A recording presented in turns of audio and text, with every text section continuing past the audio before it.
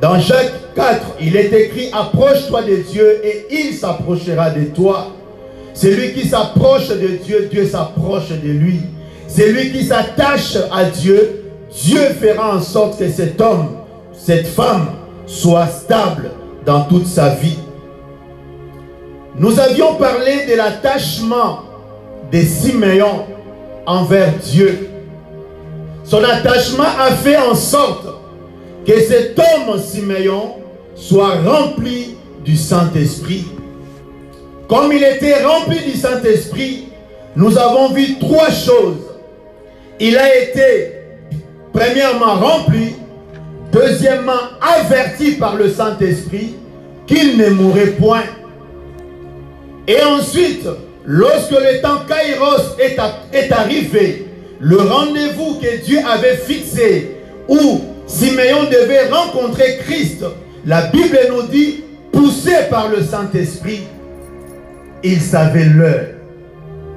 Il est arrivé au bon moment, pendant que l'enfant Jésus était au temple, parce qu'il était poussé. Dans d'autres termes, nous pouvons dire averti par le Saint-Esprit. Si tu es attaché, nous l'avions déjà dit, nous serons remplis. Le Saint-Esprit nous avertirait. Le Saint-Esprit va nous conduire. Et nous n'allons pas rater les rendez-vous avec Dieu. Amen, amen.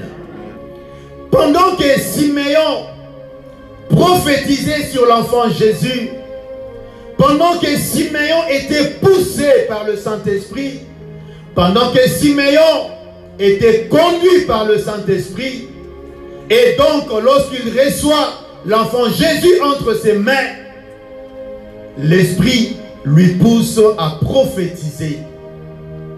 Il a prophétisé sur Jésus. Nous avions détaillé cela. Mais il a dit aussi à Marie, à toi, une épée te transpercera l'âme. Il avertissait Marie que toi, tu seras bouleversé. Cet enfant sera livré, sacrifié, il mourra. Tu seras dans la peine. Et pendant qu'il disait ces choses, la Bible nous dit au verset 36, il y avait une femme. Il y avait une femme du nom de Anne, de la tribu d'Aser. Cette femme était fort avancée en âge. Elle avait 84 ans. Elle aussi, la Bible ne nous dit pas poussée par l'esprit, mais comme elle était prophétesse, elle aussi va arriver presque au même moment que Siméon. Et donc, l'esprit la poussa vers un petit groupe qui était au coin, donc Siméon, l'enfant Jésus, Marie et Joseph, au nombre de 4 personnes. Cette femme va s'approcher et elle va entendre elle aussi la prophétie de Siméon. Elle va entendre elle aussi que l'enfant que Siméon avait entre ses mains, c'était lui le Messie. Alléluia. La Bible nous dit sur Anne qu'elle avait 84 ans. Elle était vierge. Elle s'est mariée dans cet état-là. Elle n'avait point connu d'homme. Et donc son premier mari, c'était le premier homme qu'il a connu dans sa vie, c'était son premier mari. Malheureusement ou heureusement, elle est restée 7 années dans le mariage. Après 7 ans, elle devient veuve. Et donc cette femme, dans son état, décide de rester comme ça, mais pour s'attacher au Seigneur. La Bible nous dit qu'elle ne quitta plus le temple. Nous voyons le degré d'attachement de Anne. Quelle est cette femme? Je ne sais pas à quel âge son mari était décédé, mais elle pouvait se remarier. Mais cette femme a fait le choix de servir son Dieu, d'attacher à son Dieu dans le temple, La Bible nous dit, elle servait Dieu nuit et jour dans le jeûne et dans la prière. Cela veut dire quoi? Cela veut dire que cette femme avait fait un choix qui était à ses yeux le bon choix. Celui de rester attaché à Dieu. L'attachement à Dieu. L'Éternel t'élèvera selon le degré de ton attachement envers lui. Elle est restée attachée. Donc, elle a entendu. Mais qu'est-ce qu'elle a fait, après avoir entendu les prophéties, après avoir entendu la parole de Dieu, après avoir entendu la parole de Siméon? La Bible nous dit que cette femme, elle est partie et elle a commencé à parler de Jésus à tous ceux qui attendaient la délivrance de Jérusalem, c'est-à-dire à tous ceux qui attendaient l'arrivée du Messie. Cela veut dire à tous ceux qui espéraient voir Christ. Et elle disait, les prières que vous faites a produit le fruit. Le Messie que vous attendez est arrivé. Il est né. Elle est allée témoigner. Elle a parlé de Jésus. Elle ne s'est point tue, mais elle a parlé de Jésus. Elle a témoigné.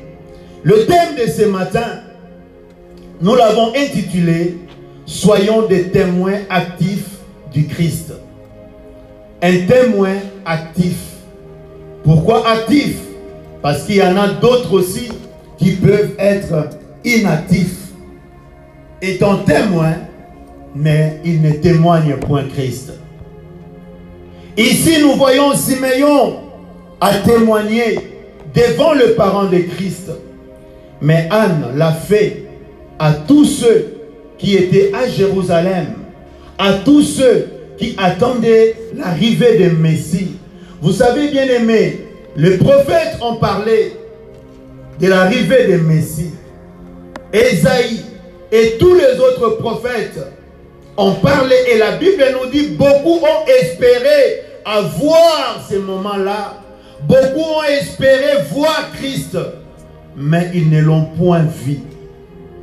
C'était une grâce pour Anne, une faveur que Dieu lui a accordée. Et donc, l'arrivée du Messie était une bonne nouvelle que Anne ne devait pas garder en elle-même.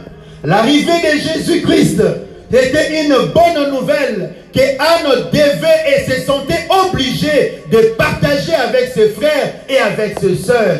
Messie, c'est la bonne nouvelle. Jésus, c'est la bonne nouvelle. Le monde ne sera plus dans les ténèbres. Le monde sera désormais éclairé par l'arrivée de Christ.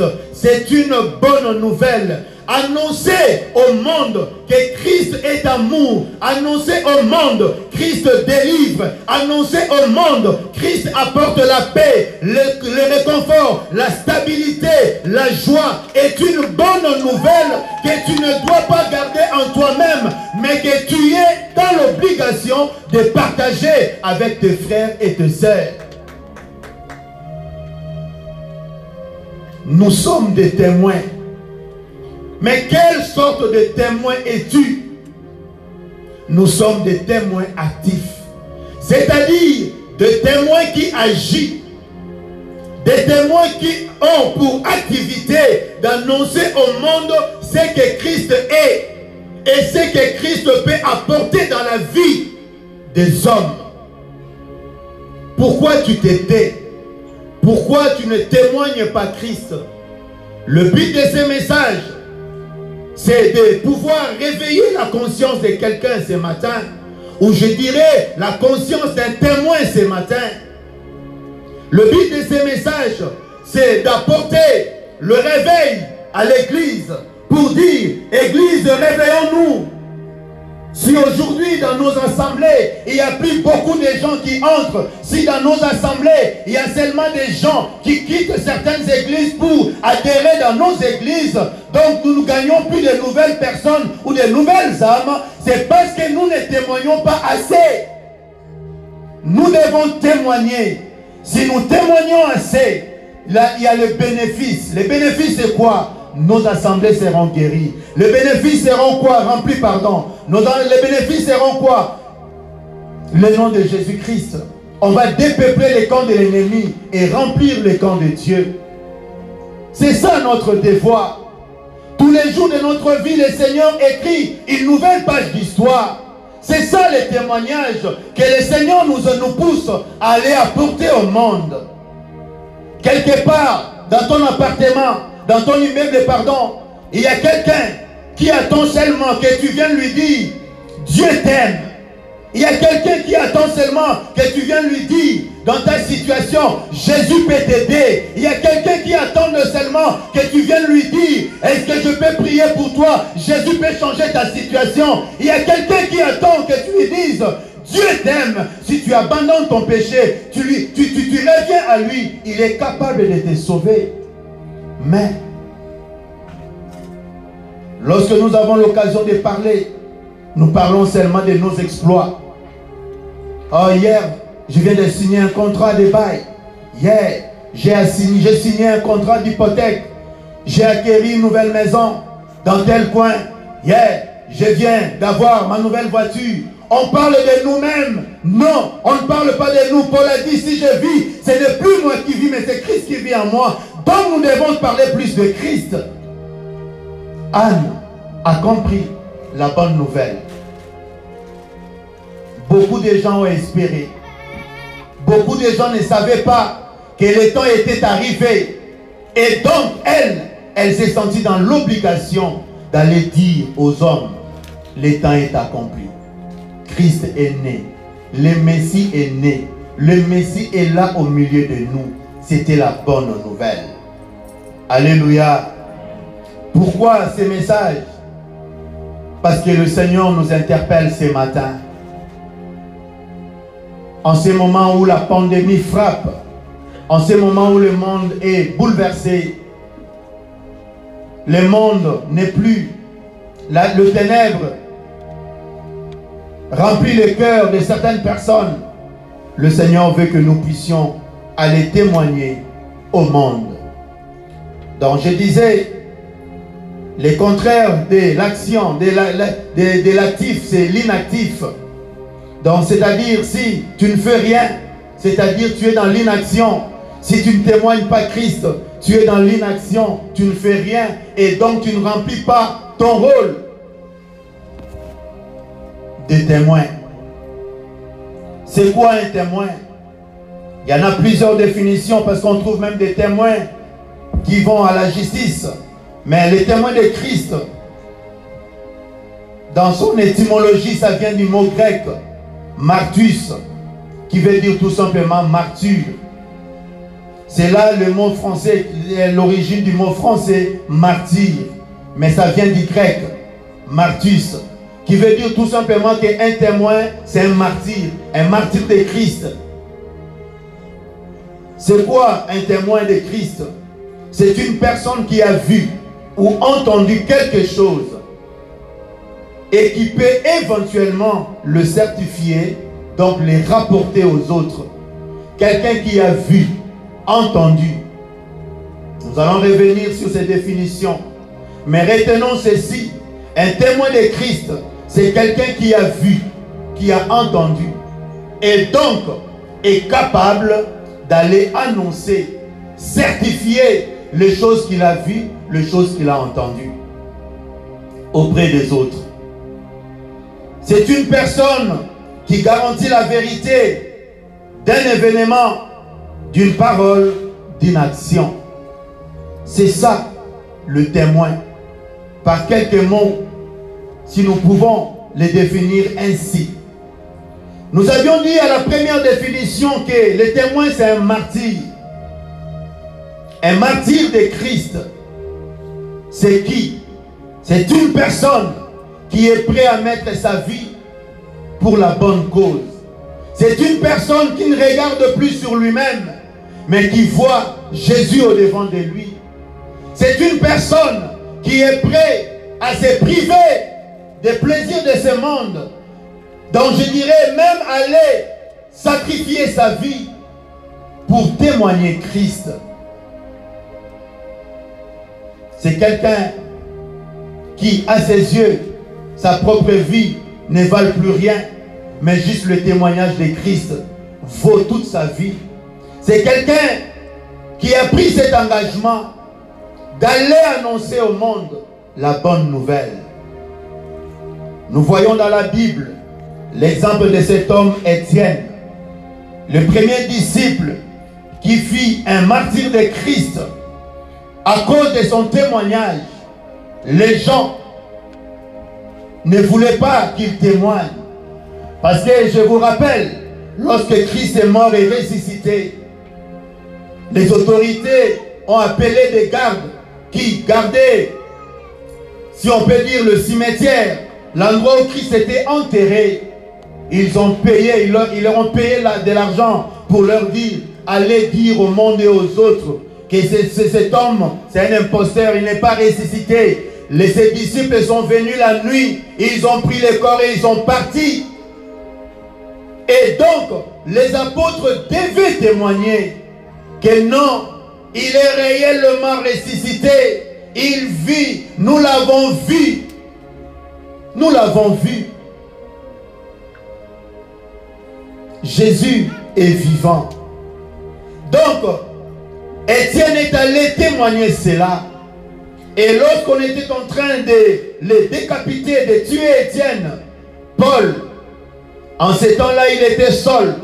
Nous sommes dans Actes des Apôtres, le chapitre 8, le verset 1 à 2 que nous allons lire rapidement. Paul était là présent. Et la Bible nous dit ceci. Il y a eu ces jours-là une grande persécution contre l'église de Jérusalem.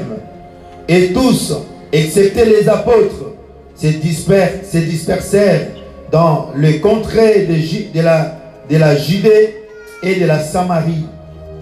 Des hommes pieux ensevelirent Étienne et le pleurèrent à grand bruit. 3, Saul, de son côté, ravageait l'église, pénétrait dans les maisons et il en arrachait hommes et femmes et le faisait jeter en prison à cause du témoignage. Les gens sont morts pour témoigner Christ. Étienne fut le premier témoin, le premier martyr de Jésus. Le chapitre 22, le verset 20, vous la lirez à la maison. Là, l'apôtre Paul lui-même, plus tard, va témoigner que lorsqu'Étienne, on l'a lapidé, il était là. Il a même commandité, croyant qu'il faisait ce qui est bien. Mais un jour, Christ l'a apparu et il a compris qu'il devait changer de doctrine. Alléluia. Un témoin de Christ, c'est un martyr. C'est quelqu'un qui est prêt à donner sa vie, à risquer pour la bonne cause. Il est prêt à donner sa vie. Un témoin de Christ, c'est ça. C'est un martyr. Nous avons dit aussi qu'un témoin de Christ, c'est quelqu'un qui a vu et entendu. De notre génération, nous qui sommes là ce matin, nous n'avons pas vu Christ physiquement comme les apôtres. Mais nous le voyons tous les jours de notre vie en esprit. Nous le voyons tous les jours au travers des œuvres qu'il accomplit dans nos vies et au travers de la vie de chacun d'entre nous. Nous voyons sa main et nous voyons sa présence. Un témoin, c'est quelqu'un qui a vu un événement, une action, quelque chose dans sa présence.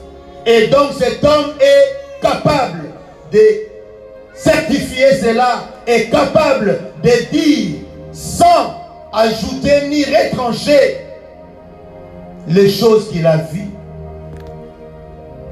Donc je disais, quelqu'un peut me dire, je n'ai pas vécu avec Christ, je ne l'ai même pas vu, je n'ai même pas le souvenir de son visage.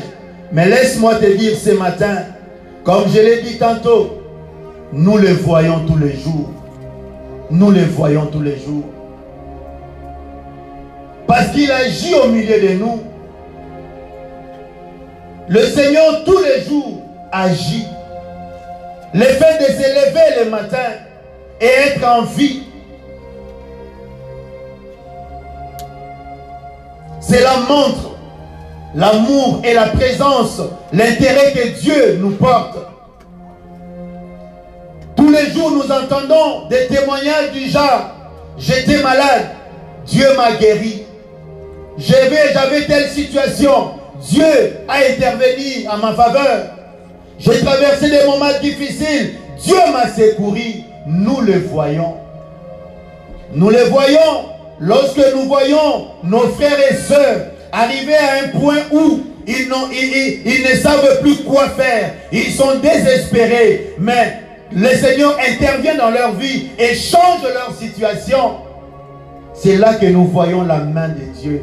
Nous voyons la puissance de Dieu. Nous voyons l'amour de Dieu. Donc nous pouvons aller annoncer au monde que Dieu est bon. Nous pouvons aller annoncer au monde que Dieu est amour. Parce qu'il est capable de prendre un pécheur que le monde a rejeté, un pécheur que le monde a condamné, que le monde ne regarde même plus. Dieu est capable de tendre la main à cet homme et de l'appeler mon fils ou ma fille. Il est plein d'amour. Donc nous pouvons aller témoigner au monde que le Dieu que nous connaissons, le Dieu que nous savons, c'est un Dieu plein d'amour. Et des choses que nous avons entendues, en commençant par la Bible, dans nos églises, dans les églises saintes, et au travers de la communauté, tout le jour nous entendons des témoignages. Quelqu'un qui a passé plusieurs années dans le célibat, un jour un homme l'a visité, une femme l'a visité, une femme qui ne mettait point au monde, cette femme a mis au monde. Oui, nous pouvons aller dire à quelqu'un, dans ta situation, je connais une sœur, je connais un couple qui n'avait point d'enfant, mais ils se sont tournés vers Dieu, ils se sont attachés à Dieu, et Dieu a changé leur situation. C'est ça le témoignage que Dieu veut que nous puissions annoncer au monde. Quelqu'un pense être témoin, c'est se mettre devant la chair et apporter l'évangile. Oui, ça peut être ainsi.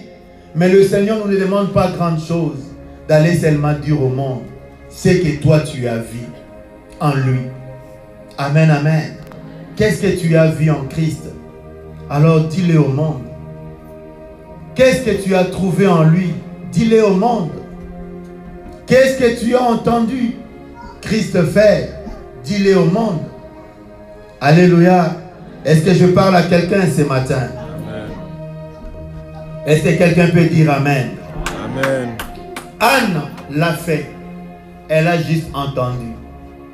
Et elle est allée dire à tout le monde, le Messie est né. Je l'ai vu. Amen, amen. Pierre et Jean, lorsque le Sanhédrin, les chefs religieux les ont arrêtés, nous sommes dans les Actes des Apôtres, au chapitre 4, le verset 18 à 21. Pierre et Jean leur ont dit ceci: jugez s'il est juste devant Dieu de vous obéir plutôt qu'à Dieu. Le verset 20, ils vont dire, car nous ne pouvons ne pas parler de ce que nous avons, car nous ne pouvons pas ne pas parler de ce que nous avons vu et entendu, parce qu'ils ont compris que dans leur vie, parler de Christ, c'est une mission, c'est un ordre que le Seigneur leur a donné. Dans les Actes des Apôtres, au chapitre 1er, le verset 8, le Seigneur leur a dit, vous réserverez une puissance survenant sur vous, le Saint-Esprit de Dieu, et vous serez mes témoins. Vous serez mes témoins. Au chapitre 4, Pierre et Jean, lorsqu'ils ont entendu cette parole de Jésus, à leur oreille, cette parole était comme un ordre. Et vous serez mes témoins. C'est-à-dire, à nous qui avons reçu Christ aujourd'hui, à nous qui croyons en lui, à nous qui avons la foi en Christ, être témoin de Christ, c'est une mission. Être témoin de Christ, c'est un ordre que le Seigneur nous donne. C'est-à-dire, nous devons obéir à cet ordre, nous devons aller parler de Jésus au monde. Voilà pourquoi Paul, Pierre et Jean, lorsque les Sanhédrins, les chefs religieux, les empêchaient de parler de Christ, les empêchaient de témoigner Christ, ils ont dit, nous ne pouvons pas fermer la bouche, parce que c'est plus fort que nous. Nous ne pouvons pas, même si nous voulons faire, nous ne voulons pas parler de Christ, mais c'est impossible, c'est plus fort que nous. Nous devons toujours parler de Christ. C'est plus fort que nous. Ça sonne bien à mes oreilles. Alléluia. Témoigner Jésus. Vous savez, aujourd'hui, on peut voir tout simplement qui est élevé. La personne que tu admires tant dans ta vie, c'est facile de connaître cette personne. Si tu vois quelqu'un parler toujours d'un homme, du bien d'un homme, c'est-à-dire qu'il admire plus cet homme-là. Amen, amen.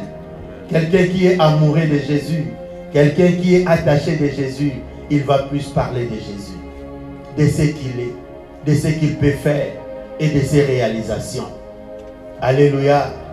Quand un homme parle toujours, ah, ma femme, aujourd'hui j'ai bien mangé, c'est-à-dire qu'il admire et qu'il apprécie bien la cuisine de sa femme. N'est-ce pas? N'est-ce pas?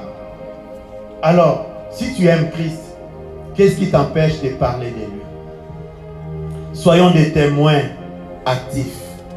Des témoins actifs.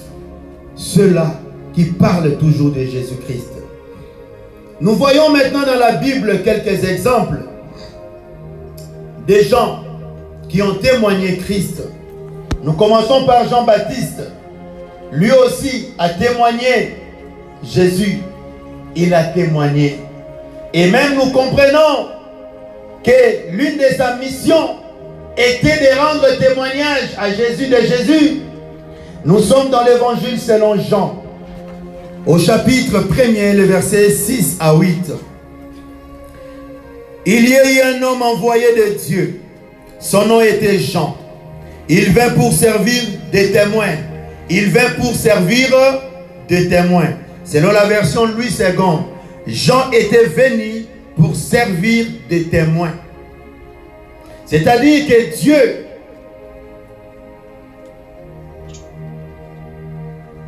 met un accent sur le témoin. Parce qu'un témoin est celui qui apporte un témoignage. Amen, amen. Et un témoignage a pour but aussi de convaincre les autres, de dire la vérité. Donc, Jean était envoyé de Dieu pour servir des témoins.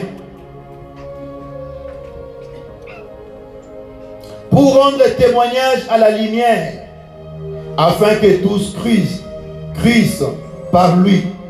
Il n'était pas la lumière, mais il parut pour rendre témoignage à la lumière. Il n'était pas la lumière, mais il parut pour rendre témoignage à la lumière.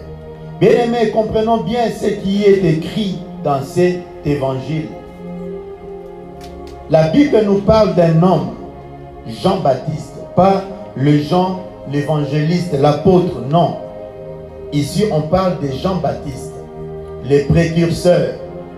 La Bible décrit Jean comme étant un grand parmi les envoyés de Dieu. Cet homme, la Bible nous dit, Dieu lui a donné une mission. Dieu l'a prédestiné à être témoin de Christ. C'est-à-dire quoi? Nous comprenons que chaque serviteur a une mission. Chaque enfant de Dieu. Parce que je rappelle toujours que nous tous qui avons cru en Christ, nous sommes serviteurs de Christ. Parce que tout le monde, parmi nous ici, tout le monde, tout chrétien est capable d'annoncer au monde ce qu'il a trouvé en Christ. Amen, amen. La Bible nous dit, il vint pour servir de témoin. Donc Dieu l'a envoyé dans ce monde pour qu'il joue un rôle, le rôle de témoin. Maintenant, pose la question à ton voisin. Toi, tu joues quel rôle dans ce monde?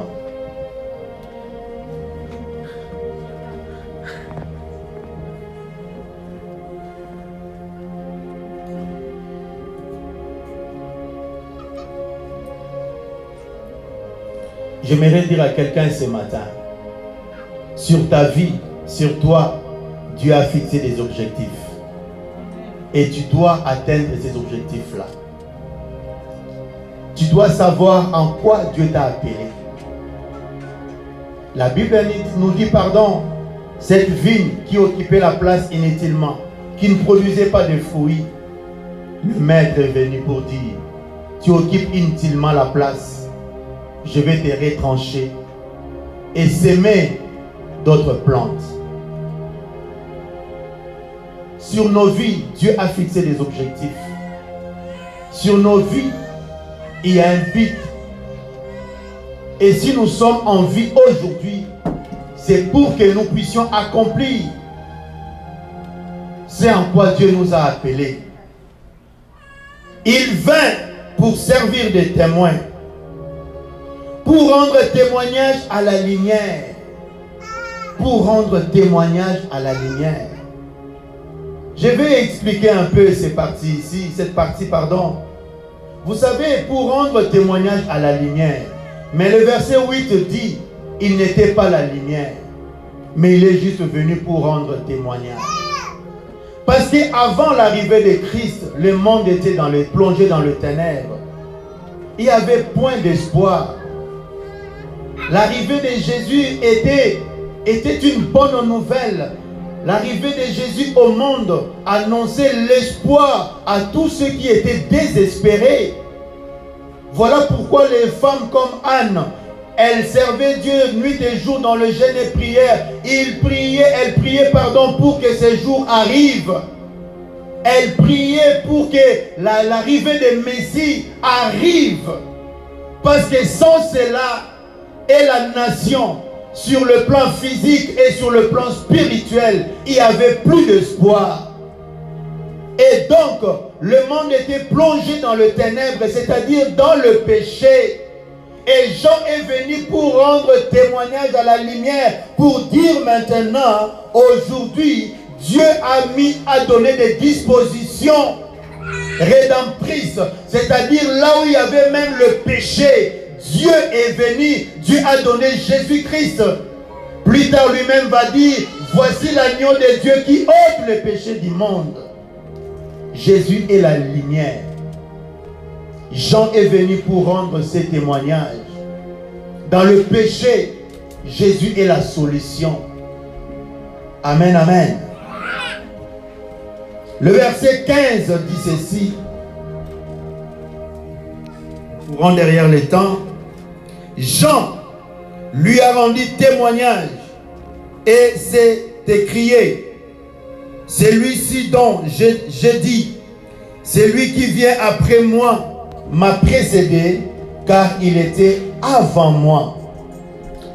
Le verset 19 à 38, c'est long, mais je peux lire à partir du verset 24. Vous à la maison, vous pouvez commencer à partir du verset 19. Ceux qui avaient été envoyés étaient des pharisiens. Ils lui firent encore cette question. Pourquoi donc baptises-tu si tu n'es pas le Christ, ni Élie, ni les prophètes? Jean leur répondit, moi, je baptise d'eau. Mais au milieu de vous, il y a quelqu'un que vous ne connaissez pas. Il vient après moi, au milieu de vous. C'est-à-dire le Messie est déjà arrivé. Il est venu pour rendre témoignage à la lumière. Au milieu de vous, moi je vous baptise d'eau, mais au milieu de vous, il y a quelqu'un que vous ne connaissez pas encore. Mais vous le connaîtrez bientôt. Il est venu après moi. Moi, je suis venu juste pour servir de témoin et de témoignage. Le verset 27. Je ne suis pas digne de délier les courroies de ses souliers. Ces choses se passèrent à Béthanie, au-delà du Jourdain, où Jean baptisait. Le lendemain, il vit Jésus venant à lui et il dit, voici l'agneau de Dieu qui ôte le péché du monde. Voici l'agneau de Dieu qui sauve le monde. Voici l'agneau de Dieu qui pardonne le péché de l'humanité. Jésus est l'agneau que Dieu a prédestiné pour être sacrifié à la place de pécheurs. C'est lui l'agneau qui ôte le péché du monde. Il voulait dire, ce n'est pas moi, ce n'est pas mes parents, mais c'est cet homme-là que Dieu a choisi pour être sacrifié à la place de pécheurs que nous sommes. Jésus est l'agneau de Dieu qui ôte le péché du monde. Jean a dit, c'est lui. Je vous avais dit auparavant que vous ne le connaissez pas. Maintenant, je suis sûr et certain. Maintenant, j'affirme que c'est lui. C'est lui, Jésus. C'est lui le Messie. Acclamons la parole du Seigneur notre Dieu. Le verset 30. C'est lui dont j'ai dit, après moi vient un homme qui m'a précédé. Pardon, qui m'a précédé. Car il était avant moi. Je ne le connais pas. Mais c'est afin qu'il fît manifester en Israël que je suis venu baptiser d'eau. Jean rendu ce témoignage. Écoutez le témoignage. Jean l'a rendu. J'ai vu l'Esprit descendre du ciel comme une colonne et s'arrêter sur lui. Je ne le connais pas, mais c'est lui qui m'a envoyé baptiser d'eau. Celui-là m'a dit, c'est lui sur qui tu verras l'Esprit descendre et s'arrêter. C'est lui qui baptise du Saint-Esprit. Et j'ai vu, écoutez, 34, et j'ai vu, ensuite, j'ai rendu témoignage qu'il est le Fils de Dieu. Est-ce que nous pouvons acclamer cette belle parole, bien-aimée? J'ai vu et j'ai rendu témoignage. Un témoin, c'est quelqu'un qui voit, qui entend et donc est capable de certifier, est capable de confirmer les choses qu'il a vues. Jean a dit, c'est lui qui m'a envoyé. Dieu m'a donné un signe. Il ne m'a pas montré le visage de cet homme. Il ne m'a pas montré son ADN. Mais il m'a dit ceci. L'homme sur qui tu verras la colombe, l'Esprit du Seigneur, mon esprit, s'arrêter sur lui, celui-là est le Messie. C'est cet homme sur qui tu dois rendre témoignage. Et lorsque Jean a vu Jésus s'avancer aux eaux, il a vu l'Esprit de Dieu sur Jésus. Et il a compris que c'est lui que le Seigneur m'avait dit. Et c'est cet homme sur qui je dois rendre mon témoignage. Et 34, il a conclu son témoignage pour dire, j'ai vu et j'ai rendu témoignage qu'il est réellement le Fils de Dieu. Acclamons le Seigneur notre Dieu.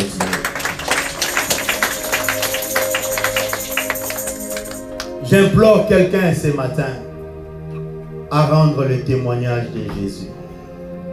Il y a beaucoup de témoignages qui sont étouffés en toi. Tu étouffes le témoignage de Dieu. Rends seulement ces témoignages. Dieu est amour. Rends seulement ces témoignages. Vous savez, ma conversion, c'était, je dis ça, c'est Dieu.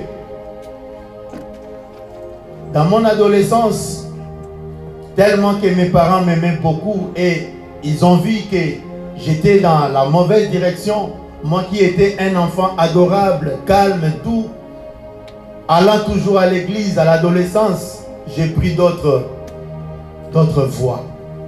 Et j'étais expert dans la voie où moi j'avais pris l'ancienne voie. Et donc mes parents appelaient des pasteurs, des frères zélés pour venir me prêcher. Dans mon orgueil, je disais seulement, vous êtes venus chercher la dîme, prenez seulement la dîme et partez. Mais le jour où Christ m'a rencontré, il y avait seulement 3 personnes, 3 jeunes de mon âge, de ma génération. Moi, je m'avançais avec ma cigarette. En ce temps-là, je fumais. J'avais 20, 21 ans. Non, 19, 20 ans. Et je vais croiser ces gens-là devant moi comme ça. Dans mon esprit, je me dis, ce sont des jeunes. Ils veulent me demander la cigarette. Donc j'étais déjà prêt, j'ai mis ma main dans ma poche pour leur donner la cigarette. Et eux, ils m'ont dit, non, non, non, on ne fume pas. Nous sommes venus juste pour te dire que Dieu t'aime. Bien aimé, c'était simple, mais efficace. C'était simple, mais convaincant. C'était simple, mais puissant. Je vous dis, le milieu où moi j'évoluais, il n'y avait pas d'amour. Ou tu es prédateur, ou tu es une proie. Alors moi, j'avais fait le choix d'être un prédateur. Amen, amen. Et dans ce milieu-là, il n'y avait pas d'amour. Et pour la première fois, quelqu'un me dit qu'il y avait une personne qui m'aimait. Je vous dis, cette phrase-là est restée scotchée dans mon esprit, dans mes oreilles. Ça m'a pris à peu près 7 à 6 mois pour un jour se tenir comme ça pour dire qui suis-je. Avant, je n'étais pas comme ça. Il y a quelqu'un qui m'aime. J'ai décidé. Ces jours-là, il n'y avait pas de prédicateur, il n'y avait pas d'évangéliste, il n'y avait personne. J'étais seul avec ma conscience et avec cette phrase-là courte, Jésus t'aime. Je vous dis, c'était puissant. Après 6 mois, moi-même, je dis, je change de vie. Je vais commencer à chercher maintenant une église. Toi, peut-être, on t'a gagné parce qu'on t'a évangélisé. Quelqu'un est venu te prêcher, c'est bien. Mais moi, c'était ma conscience, cette phrase-là. Si ces jeunes gens-là ne m'avaient pas dit que Jésus m'aimait, peut-être qu'aujourd'hui, je serais déjà mort. Quelqu'un attend seulement que tu lui dises, Jésus t'aime. Et c'est vrai, Jésus nous aime. Mais pourquoi on ne parle pas? On est dans l'inaction. Dieu fait des grandes choses dans nos vies. Témoignons Christ. Le but de ce message est que nous puissions sortir de l'inaction pour être dans l'action. Amen, amen. Moi-même, je suis le témoignage. Juste cette phrase, Jésus t'aime. C'était suffisant pour me convaincre. C'était suffisant pour que je remette en question beaucoup de choses dans ma vie. Jean a dit, j'ai vu et j'ai rendu ce témoignage. Le Saint-Esprit témoigne de Christ. Dans l'évangile selon Jean, au chapitre 15, le verset 26, la Bible le dit. Dans Jean chapitre 15, le verset 26, quand sera venu le consolateur que je vous enverrai de la part du Père, l'Esprit de vérité, qui vient du Père, il rendra témoignage de moi. Amen, amen. Le Saint-Esprit rend témoignage de Jésus, qu'il est le Fils de Dieu, qu'il est le Messie.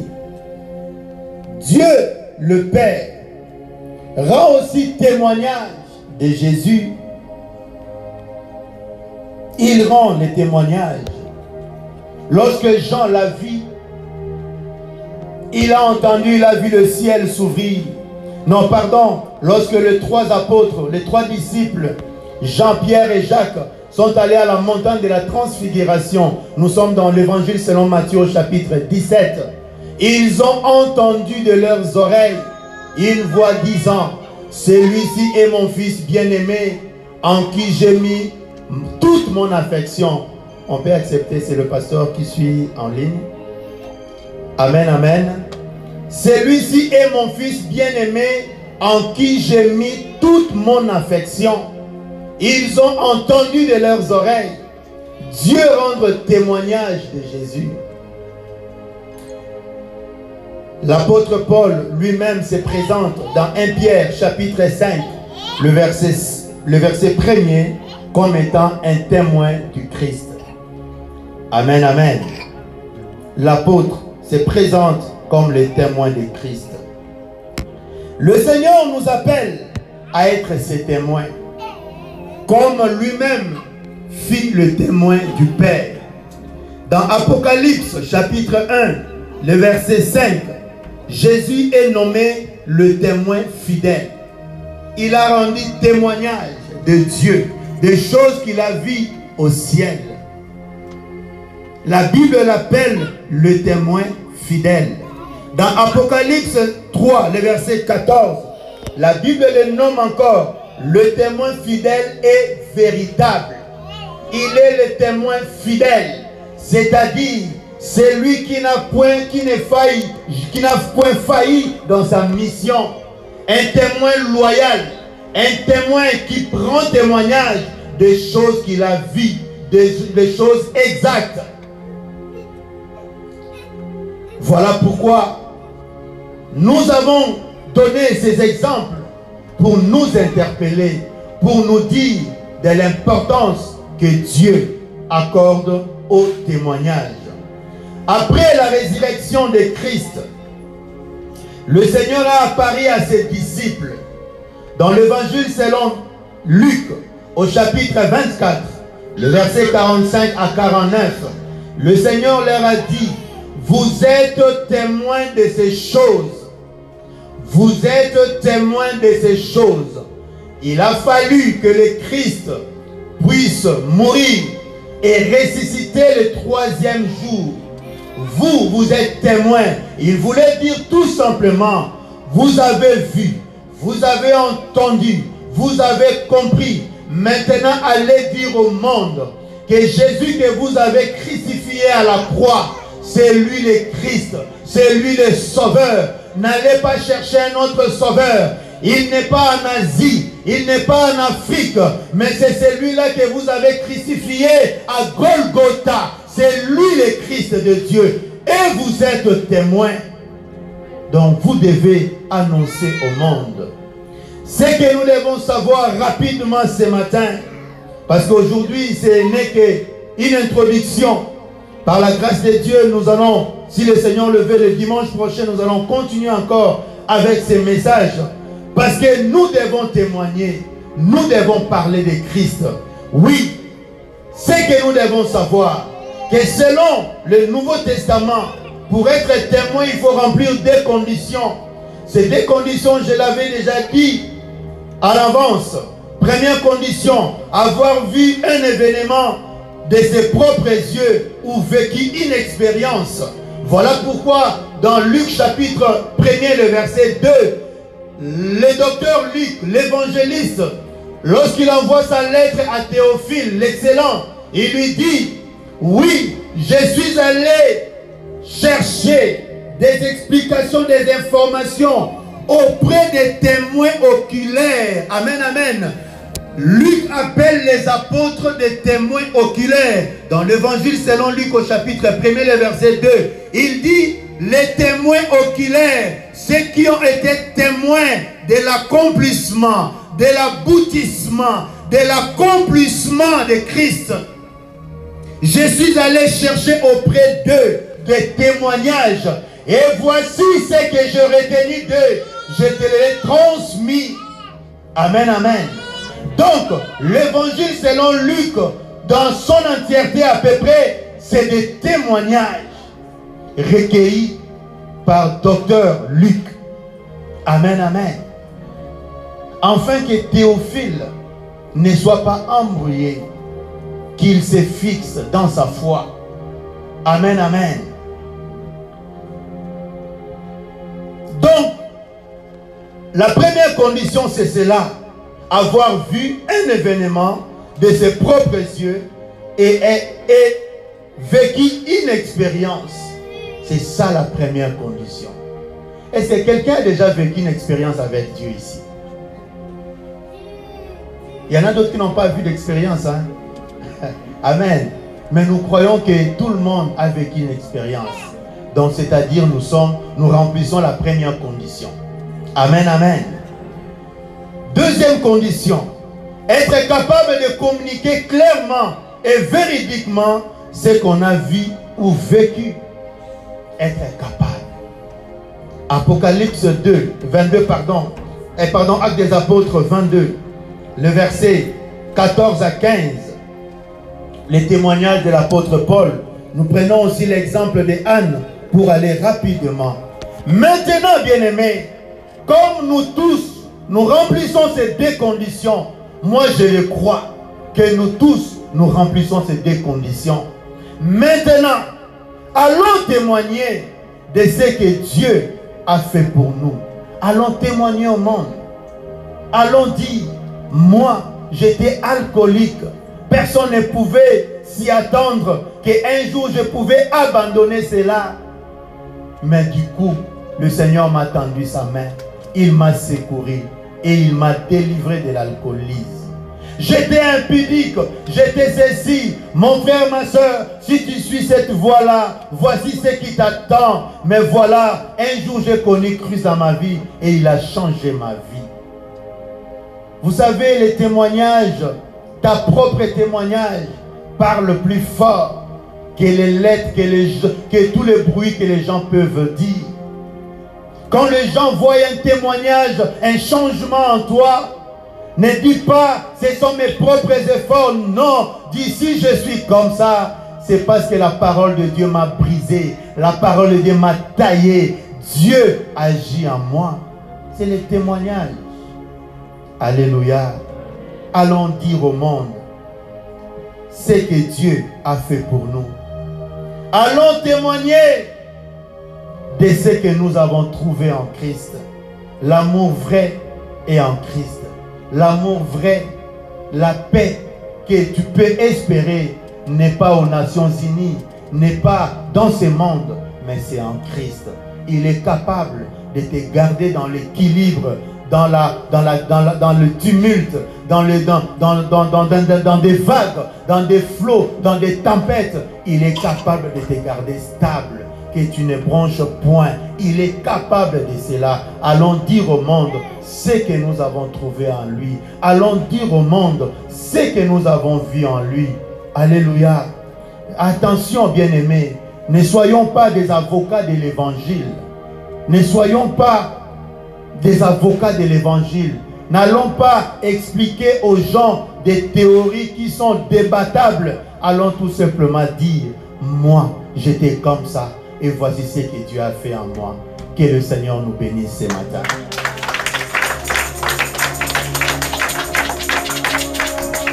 Nous allons nous lever pour prier. Et ensuite, on nous annonce que la sœur Esther veut témoigner pour son Dieu ce matin. Bien-aimé, si cette parole t'a touché, lève-toi là où tu es. Nous voulons tout simplement dire à Dieu, Seigneur, oui, j'étais dans l'inaction. Maintenant, Seigneur, aide-moi à être un témoin actif pour la seule gloire de ton nom. Élevons nos voix. Prions au nom de Jésus. Alléluia. Prie, bien-aimé, ce matin. Le Seigneur t'a appelé. Il t'a envoyé. Il a permis cette histoire-là. Il a permis cette situation pour que tu voies sa puissance dans ta vie. Il a permis que tu traverses pour un peu de temps la vallée de Baca. Il a permis que tu traverses pour un instant la vallée et que tu puisses goûter aux choses dont tu n'espérais point. Mais il t'a fait passer par là pour que tu puisses avoir un témoignage que tu peux apporter au monde, un témoignage que tu peux porter à tes frères et à tes soeurs, un témoignage dont Christ est fier. Oui, dis-lui, Seigneur, aide-moi à être actif, Seigneur. Prie au nom de Jésus. J'ai besoin de toi. Besoin de toi.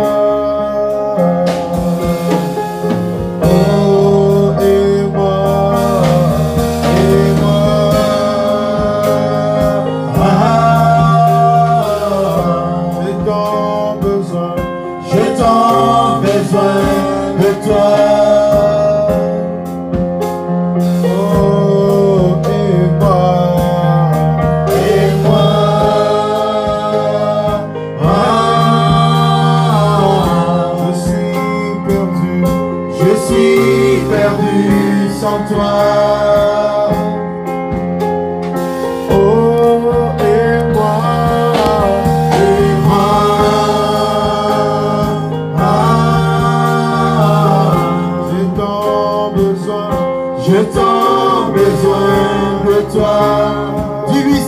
j'ai besoin de toi. Enlève la honte en moi. Enlève cette gêne, cette peur qui m'empêche de témoigner, de dire que tu es en moi, tu vis en moi, ce que tu as accompli dans ma vie. Aide-moi, Seigneur, et donne-moi le courage de parler de toi à mes frères et à mes soeurs, de donner mon témoignage. Oui, pour la seule gloire de ton nom. Élevons nos voix, prions au nom de Jésus. Alléluia. Alléluia, Seigneur. Aide-nous, Seigneur, ce matin. Nous avons besoin de toi, Seigneur. Oui, cher Saint-Esprit de Dieu, viens nous rendre ce matin, Seigneur, et fais de nous, Seigneur, des témoins de Christ, pour que nous puissions aller annoncer au monde ce que nous avons trouvé en Christ, ce que nous avons vu en lui, ce que nous avons découvert. Oui, Jésus mérite notre témoignage. Jésus mérite ma témoignage. Jésus mérite que je lui rende le témoignage, parce qu'il a tant fait dans ma vie, Seigneur. Et moi,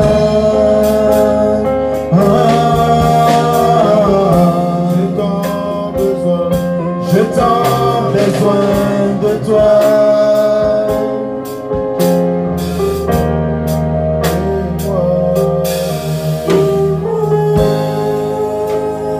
Jésus est le modèle par excellence. Il est notre référence. Lui-même est nommé le témoin fidèle. Le Seigneur veut que nous puissions témoigner et rester loyal à lui. Que le Seigneur te parle ce matin. La voix que tu entends est plus forte que ta propre raison. Que le Seigneur te conduit à aller annoncer. Tu dois annoncer. Tu es appelé à annoncer et à rendre le témoignage. Père, le vouloir et le faire vient de toi. Rends toutes choses possibles dans nos vies. Rends notre témoignage possible. Et bénis ton peuple, Père. Au nom de Jésus. Amen, amen. Acclamons le Seigneur notre Dieu. Nous appelons rapidement Maman Esther pour le témoignage.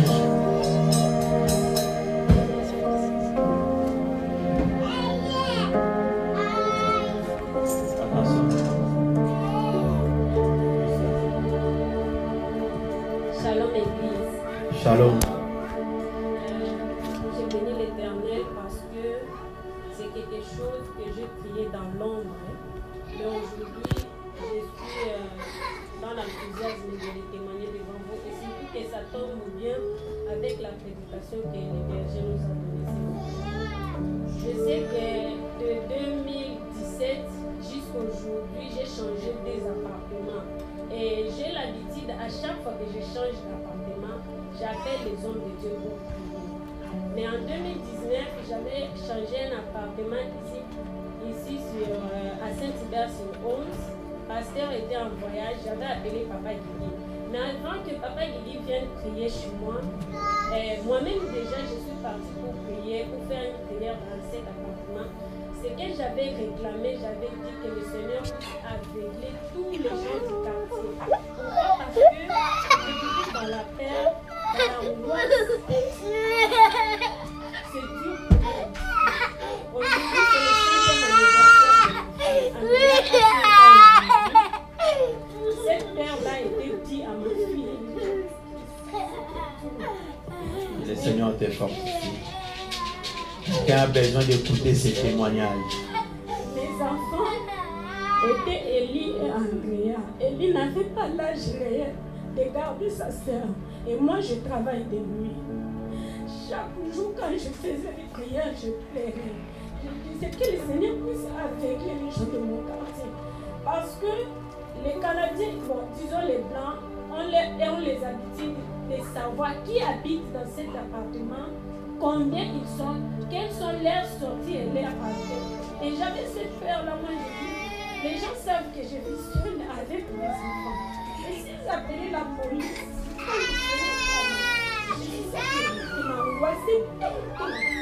Et j'ai donné du travail à mon fils. Il n'avait même pas l'âge de supporter sa soeur. C'est qu'Élie, avant de s'en aller à l'école, il devrait m'attendre jusqu'à ce que... Non, pas m'attendre, c'est-à-dire, soit il a rangé sa soeur, il part et Andrea restait seul jusqu'à ce que je me venir. J'avais peur, même quand je parlais, un jour je me souviens, je devrais aller au travail. Arrivé dans un coin, j'ai vu la police et j'ai fait une marche en arrière pour aller voir. Moi, j'ai dit, est-ce que quelqu'un a appelé la police pour moi pour confisquer mes enfants? Et je ne suis pas partie au travail cette nuit parce qu'il fallait que je vérifie les gens du quartier, qu'est-ce qu'ils ont fait. Et pourtant, la police n'était pas venue pour moi.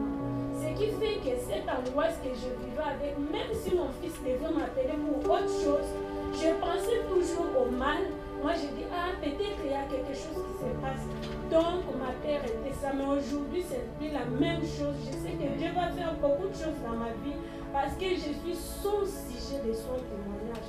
Et puis, je me souviens quand papa Guigui était venu chez moi pour prier. Et c'était la même prière qu'il avait rédigée encore. C'est que moi, j'avais demandé que le Seigneur puisse aveugler les gens du quartier, qui ne me voient pas, que le mal ne nous enteigne pas. C'est-à-dire, aujourd'hui, quand je vois mes enfants grandir, je lui rends témoignage. Amen. Le 5e anniversaire d'Andrea, c'est une grande délivrance que je vois que je marche bien, je suis dans la bonne voie. Quand je prie, c'est moi, c'est mon cœur qui parle devant mon Dieu. Et il écoute, il exauce ma prière. En tout cas, c'est pour cela que j'ai pris. Que le Seigneur te bénisse, maman Esther. Le Seigneur te bénisse. C'est pas facile d'élever des enfants seuls. Quand tu es une maman, tu dois aller chercher le pain, travailler pour tes enfants. Mais au même moment, les emplois, les horaires, c'est tellement difficile. Quand elle a commencé son travail, on lui impose un horaire qui était défavorable pour elle. Mais à chaque fois qu'elle allait travailler, elle laissait ses enfants entre les mains de Dieu. Et Dieu est un gardien pour nous. Il est un père. Pendant qu'elle était au travail, Dieu veillait sur ses enfants. Et aujourd'hui, Andrea totalise 5 ans. Élie est devenu un grand garçon. C'est ça son témoignage. Il glorifie le Seigneur parce qu'il a été un père pour ses enfants. Il a été un gardien pour toute sa famille. C'est ça le témoignage. Quelqu'un ce matin se trouve dans cette même situation. Confie-toi en Dieu, mets ta foi en Jésus. Demande-lui. Il est l'ami fidèle. Il a dit, je ne vous abandonnerai point. Voici, je suis avec vous tous les jours et jusqu'à la fin du monde. Il est présent dans nos vies, dans chaque situation, dans chaque tunnel, dans chaque épreuve, dans chaque événement. Jésus est là. Il attend que nous puissions l'invoquer, lui dire, Seigneur, viens m'assister, viens m'aider. Et ensuite, lorsqu'il intervient, que nous puissions aller rendre témoignage aux autres. Voilà, si vous me voyez aujourd'hui, c'est parce que Dieu m'a fait du bien. Amen, amen.